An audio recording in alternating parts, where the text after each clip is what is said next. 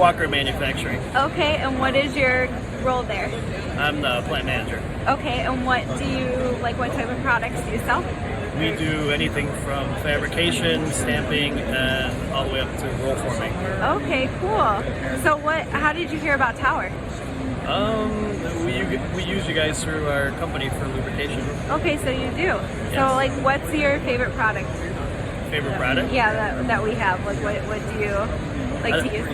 It's the lubrication for the roll former. Okay. We actually had a problem where we were using a different competitor and we were getting white rust on a lot of our galvanized product. Oh, wow. Okay. So Cool. All right. now we have, I forget the exact part number, but we have no problems. The customer's very happy with our product. So Cool. So now, like, what would you say your company's, like, superpower is, or, like, something? our superpower? Yeah. Stamping.